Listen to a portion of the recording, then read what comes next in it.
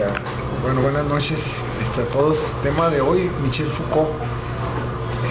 Michel Foucault murió de SIDA en 1984. Fue uno de los primeros casos de célebres que el periódico Le Monde no publicó que había fallecido de SIDA, pero dijo que fue en París. Michel Foucault está considerado uno de los pensadores más importantes del siglo, de estos tiempos. Hablar de Michel Foucault es hablar de un hombre que hundió sus raíces en Friedrich Nietzsche, ¿verdad? Bueno, la idea de que el poder, el gobierno, Foucault decía que el gobierno mantenía el poder, era quien ostentaba el poder, ¿no? El gobierno del mundo o el gobierno mundial, y ese poder se hacía patente o se ejercía a través de instituciones como por ejemplo la policía, el ejército, etc. Pero no nada más este tipo de instituciones. Michel Foucault decía, hay otras instituciones que aparentemente no tienen nada que ver con el gobierno, que también son instrumentos para ejercer el poder de ese gobierno. Y él decía que esas instituciones eran, como ejemplo, las universidades, ¿verdad? Por ejemplo, Foucault decía, se supone que el sistema educativo y las universidades en todos los países deberían de estar ahí constituidos con el fin de distribuir el saber. Sin embargo, no sucede así. Michel Foucault sostiene que hay una serie de obstáculos que permean y que conducen para una clase social el conocimiento, nada más.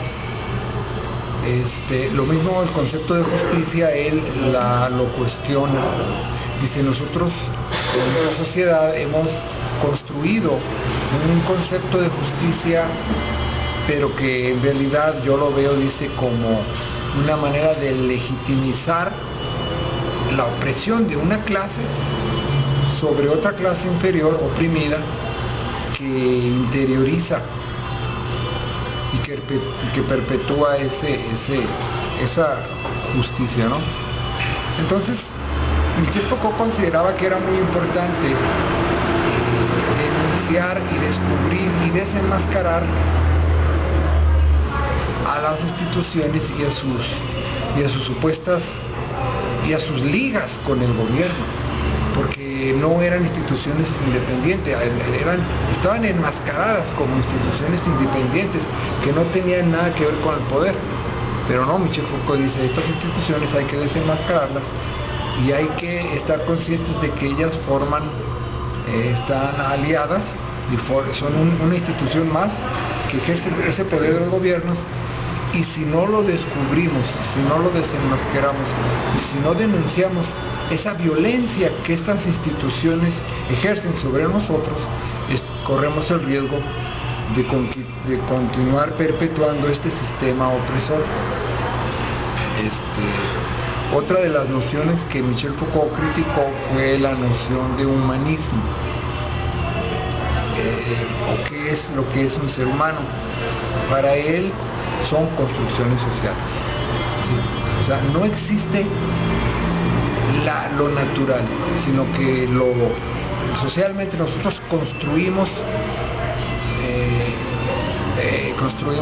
normas, construimos deseos, construimos todo, y ese hombre natural, pues un poco parecido a lo que decía Nietzsche, ¿no? Aliena o ejerce poder sobre los individuos. O sea, no hay una ley natural, sino que para Michel Foucault todas las reglas son construcciones sociales que en cada siglo el hombre va transformando, va creando. Se supone que la creatividad humana debería de ser emancipada y debería ser una virtud que el ser humano va a desarrollar, y sin embargo no, dice Michel Foucault, las instituciones limitan mucho esa creatividad y la limitan con sus reglas, ¿no? Debes de hacer así, debes de construir así, etcétera, ¿no? Bueno, continuamos con Michel Foucault. Efectivamente, Bayardo, como tú dices, él se contradecía, pero la falta de conocimiento, o no ignorancia, sino la novatez de quienes lo entrevistaban, nos hacía pensar que era contradictorio el hecho de que un hombre mutara o transformara o evolucionara en su pensamiento. Entonces, eso reflejaba las preconcepciones idealistas de sus entrevistadores, ¿verdad? Es obvio que una persona culta sabe que todo filósofo, Marx, Engels, cualquier Platón, describen una línea, una evolución en su pensamiento, en donde el inicio pensaban así y posteriormente fueron evolucionando. Pero como nadie conoce la obra completa de ningún pensador, pues nadie se da cuenta de esa evolución, o muy pocos especialistas. Entonces, es lo que pasa, pero obviamente Michel Foucault siempre contestó a esas objeciones. Precisamente yo soy un filósofo y yo trabajo pensando, y por eso constantemente estoy evolucionando y dándome cuenta que estaba mal, y ahora opino diferente, ¿no? Entonces es lo más normal. Bueno, fíjense que, tal como tú dices, fíjense que yo quise hablar ahorita, vigilar y castigar. Iba a decir algo sobre, bueno, la edad de consentimiento de las relaciones sexuales en Francia es 15 años. Es una iniciativa de Michel Foucault y otros pensadores.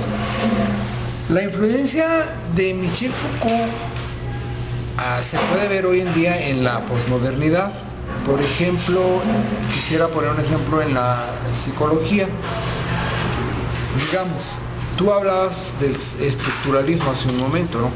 Cada cultura tiene su estructura de reglas. Por ejemplo, lo que es normal en el Amazonas brasileño puede no ser normal en la urbe de Nueva York, ¿no? Entonces, ese es el estructuralismo. Cada estructura social se mide con respecto a sus propias reglas. También se le puede llamar de otra manera relativismo cultural. Ahora, ¿qué es lo que está pasando? Los psicólogos ya no dicen, bueno, utilizan la palabra una persona inadaptado socialmente. Esa es la palabra que ellos utilizan. Ellos no dicen, cuando están psicoanalizando o curando al enfermo, ¿no? Óyeme, ¿cómo necesitas ir? Te estoy tratando porque me mandaron contigo porque estás mal de la cabeza. Nunca dicen así, porque sales desnudo a la calle, por ejemplo, ¿no? Y por eso, como estás mal de la cabeza, no, sino que ellos utilizan la palabra inadaptación. O sea, ¿qué quiere decir esto? Que el psicólogo entiende lo siguiente. Mira, le dice al paciente, ¿no? Tú no estás loco. Michel Foucault ya nos enseñó que tú no estás loco. Simplemente careces de una habilidad de poder adaptarte a las normas sociales de esa sociedad particular en la que tú vives, pero no estás loco, ¿ok? Si tú te vas al Amazonas, puedes estar desnudo y perfectamente no vas a causar ningún trastorno, ¿verdad? Entonces, por eso es muy importante que nosotros, para considerarnos sanos dentro de la sociedad en la que nos tocó vivir, tenemos que aprender a adaptarnos a esas reglas. Ya no tenemos que cuestionar desde esta perspectiva, y ya me voy a poner un poco moralista, ya no tenemos que cuestionar la base ética de cierto comportamiento, sino que de manera práctica y técnica, esa es la propuesta de la psicología norteamericana moderna, ¿no? Tú mereces o eres considerado un candidato al manicomio, si quieres, o a una asistencia psicológica, si careces de la habilidad de adaptarse socialmente, ¿sí? Y hasta si careces de la habilidad de ser un buen matemático, o sea, si tienes una discapacidad matemática, una dislexia matemática, por llamarle así, también se te ayuda con asistencia psiquiátrica, psicológica, ¿no? También hay profesores especiales, pero principalmente me quiero enfocar en eso, ¿no? En la inhabilidad de poder adaptarnos a las reglas sociales. ¿Y cuáles son las reglas sociales? Pues ya las conocemos. Las de esta sociedad en que vivimos, ¿no? No vamos a cuestionar otras reglas sociales, ¿no? Entonces eso es lo que pongo en la mesa como debate, ¿no? A ver qué opinan ustedes. Bueno, efectivamente el detalle es que sí, como tú dices, Miguel, Foucault fue un ser cambiante, Michel Foucault fue un ser cambiante, un ser mutable, un ser cambiante, ¿no? O sea, muchas veces decimos que la mutabilidad o la inestabilidad es un delito. Tenemos ese prejuicio, tal vez equivocado, tal vez mal, no lo sé, que si una persona cambia, es un delito. Si una persona... Bueno, y aquí entra el concepto de la picardía, ¿no? El concepto de la picaresca. Vivimos en una sociedad donde la picardía se castiga. Se castiga que haya un robo de identidad, que una persona se identifique de varias formas, que esté cambiando de identidad, etcétera. Se penaliza el hecho de que un hombre, por ejemplo, se case y diga una cosa y después abandone su hogar y no haya una continuidad, o su trabajo diga una cosa y después no. Entonces, de hecho, la psiquiatría moderna ha establecido que no existe la personalidad estable perfecta. Todos tenemos, en un mayor o menor grado, una inestabilidad emocional, y todos, en cierta manera, somos impredecibles. No podemos predecir que una persona va exactamente a actuar bajo ciertas circunstancias, a reaccionar de esta manera, de cierta manera. Entonces, ahora, hablando del humanismo, de lo que es el ser, de la deshumanización, de la normativización del hombre, ¿no? O sea, la sociedad normatiza, reglamenta al hombre y lo aliena y lo deshumaniza, ¿no? Bueno, pero todavía yo creo que Michel Foucault va más allá, tal vez Nietzsche también. No hay un patrón de ser humano. O sea, yo puedo, por ejemplo, tener ciertas costumbres que la sociedad me puede juzgar de ser un animal. Entonces ya no soy un ser humano, ¿no? Entonces no hay una regla universal para definir que un ser humano es aquel que actúa de esta manera o aquel que tiene estos atributos. Ya se rompe esa posibilidad. Principalmente hablando de las enfermedades de transmisión sexual, cuando una mujer decide no continuar, aún estando casada, pero no continuar teniendo relaciones sexuales con su pareja, su esposo, lo hace en el entendido de que está poniendo en peligro su vida. Entonces aquí ya escapa el reduccionismo de que las normas, de que no hay reglas universales, ¿no? Es un reduccionismo, pero cuando se integra la multifactorialidad de las consecuencias y las causas, por ejemplo, los factores biológicos, los factores biológicos o médicos, entonces ya en este caso la mujer legítimamente, con toda legitimidad, puede decir, bueno, yo con mi sociedad, yo sigo casada, yo sigo siendo la madre de mis hijos, yo sigo siendo la esposa de mi esposo. Sin embargo, debido a que yo sé que como mi esposo, dentro de sus ideas de libertad, ¿no? de individualidad, de emancipación sexual, pues él tiene múltiples parejas. Entonces, conociendo yo las consecuencias de esos actos y las transmisiones de enfermedades a través de las relaciones sexuales, yo como pareja, yo como mujer decido ya no tener relaciones con mi esposa, pero sigo siendo una esposa, sigo siendo una madre, sigo siendo la que cocina, la que lava, etcétera, ¿no? Entonces, creo que ahí es en donde Michel Foucault, que fue contagiado de SIDA, y Friedrich Nietzsche, que también fue contagiado de sífilis, fue el factor que tal vez se les escapó, ¿no? El factor que no se tomó en cuenta en esa emancipación sobre la sexualidad, ¿no? Bueno, lo pongo en la mesa, no sé qué opinen, ¿no? Okay, muchas gracias. Gracias. ¿Qué es lo que está sucediendo? Michel Foucault propone lo siguiente, dice, yo no sé cuál es la sociedad perfecta, pero créanme que mi trabajo es estar viendo los errores de la sociedad actual. Él mismo lo reconoce, que él no podría definir a una sociedad, ¿no? De hecho es difícil. Si yo fuera un maestro y tuviera 50 alumnos y dejara que los 50 se emanciparan, pues obviamente iban a trastornar en la clase, iban a molestar al otro. O sea, es difícil la convivencia humana. Entonces parece que a veces hay que poner reglas, no lo sé. El concepto de estética vital del que hablaba Michel Foucault, quisiera explicarlo. Michel Foucault dice, bueno, al juez calificador se le hizo un acto feo el hecho de que yo me robara un carro.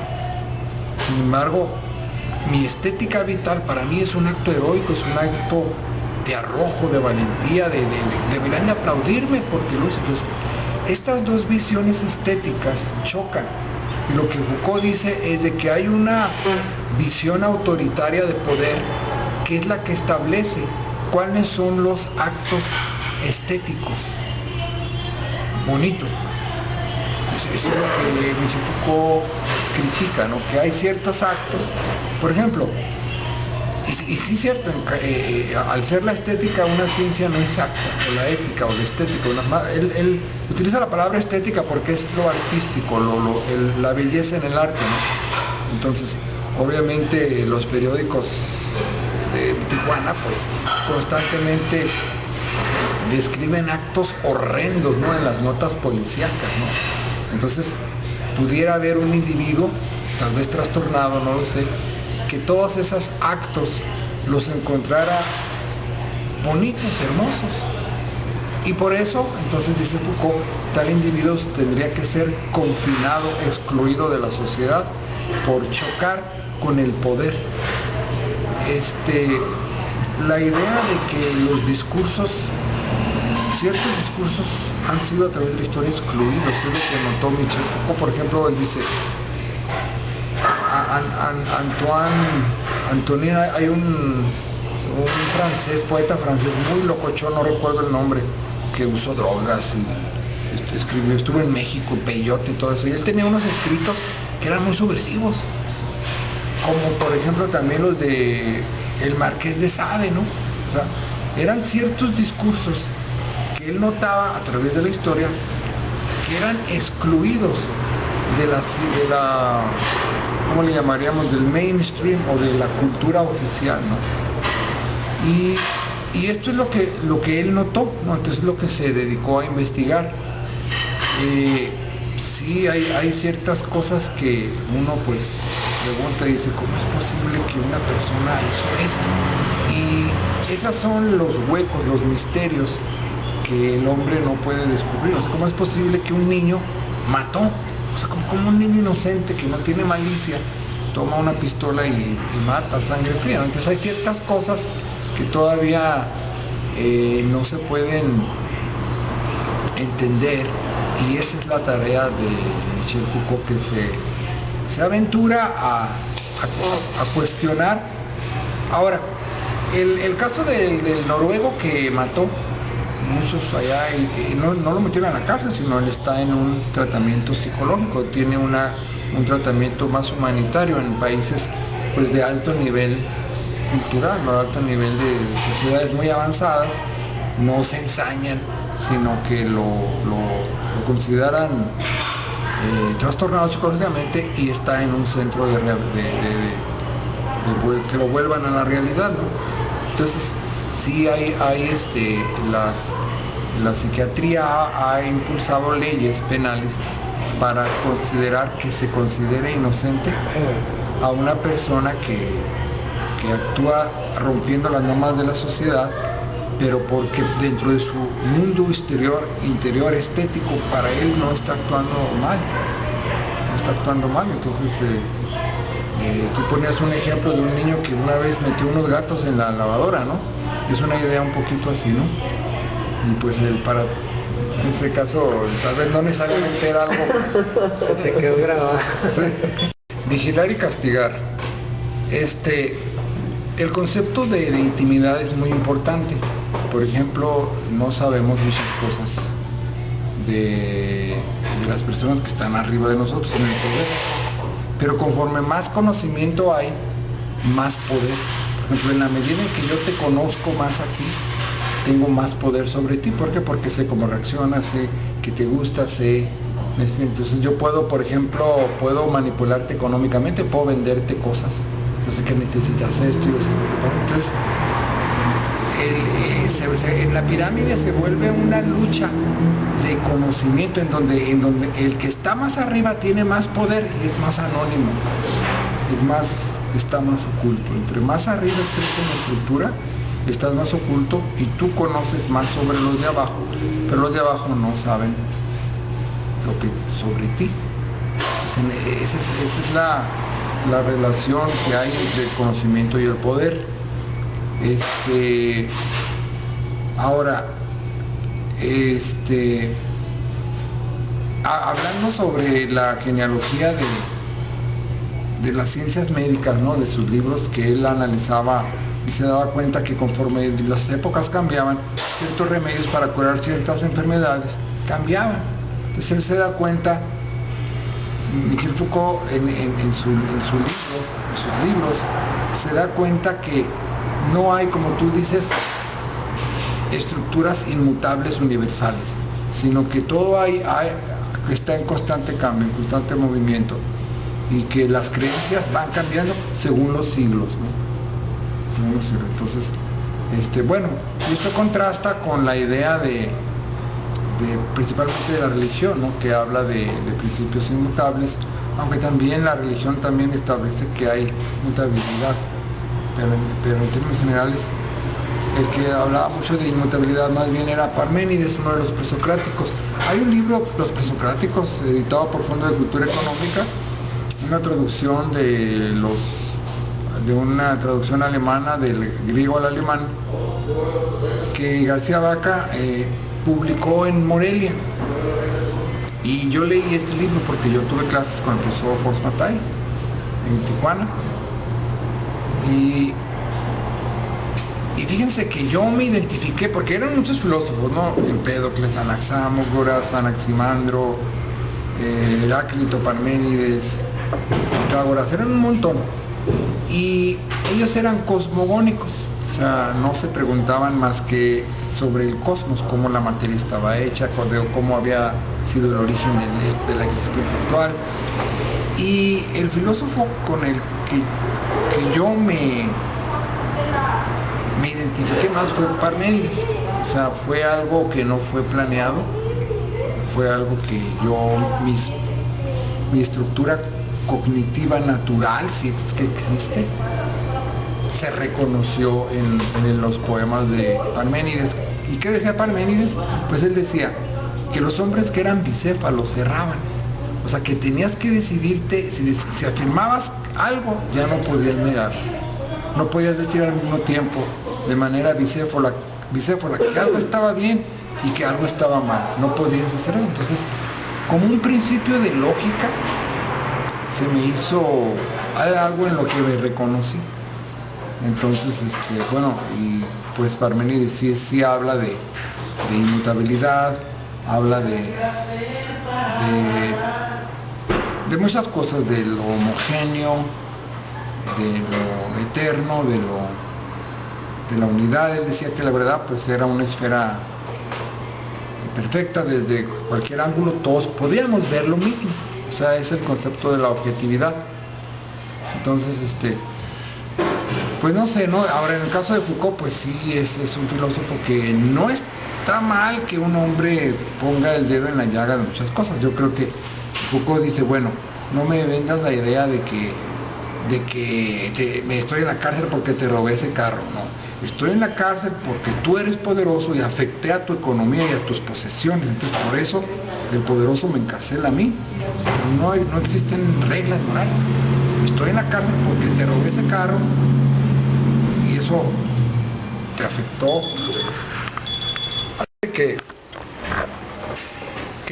¿Qué está pasando?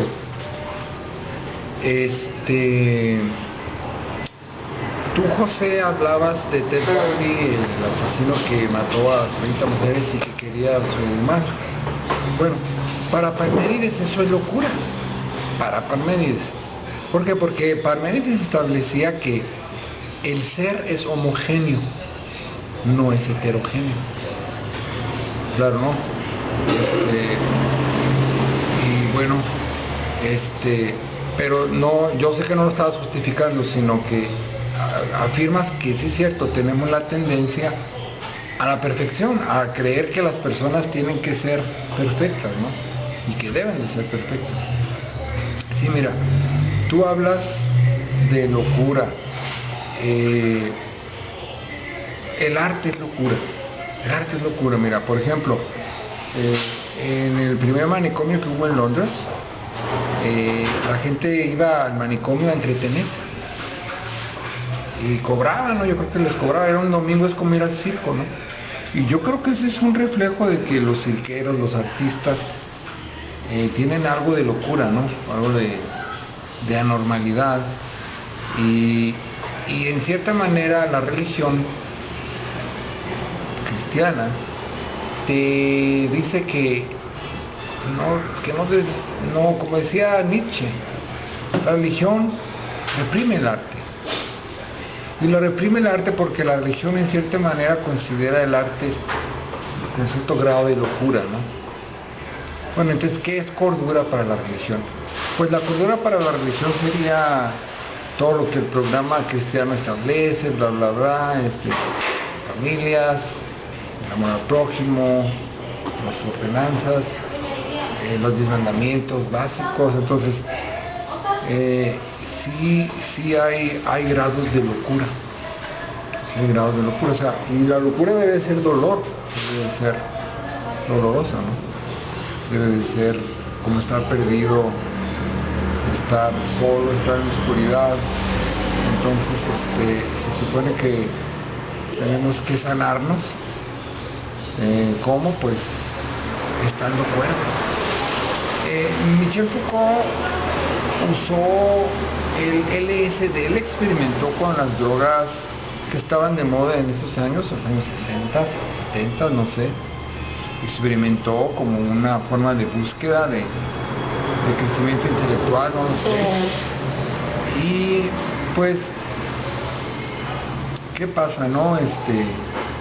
Siempre en las obras de Shakespeare estaba el personaje que hacía las folías o las locuras, que era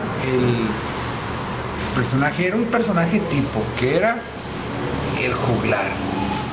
El juglar no solo entretiene a los súbditos y al rey, sino que también, como Michel Foucault, el juglar se dedica a lo que se dedicó Michel Foucault, a criticar a la sociedad. Claro que el juglar, como Michel Foucault, nunca nos va a decir esta es la sociedad perfecta, cosa que la religión cristiana sí define, y sí lo define. Pero los juglares se critican muy agudamente, como muy buenos filósofos, como muy buenos psicólogos, a criticar. Y ese era el papel del juglar en todas las obras de Shakespeare, la voz que ponía el dedo en la llaga y que hacía a todos pensar, hasta el rey lo tambaleaba con toda su sabiduría, era el juglar. Era un personaje cómico, ¿no? Ese es el arquetipo del cómico, y que es un arquetipo antiguísimo, mitológico. En los cursos de mitología, World Mythology del Southwestern College, lo definían como el mischief, o el que cambia, el travieso. en todos los mitos de todas las culturas está ese personaje, que en la cultura cristiana se designaría como el Satanás, ¿no? Pero todas las culturas tienen ese ser que cambia, el travieso, ¿no?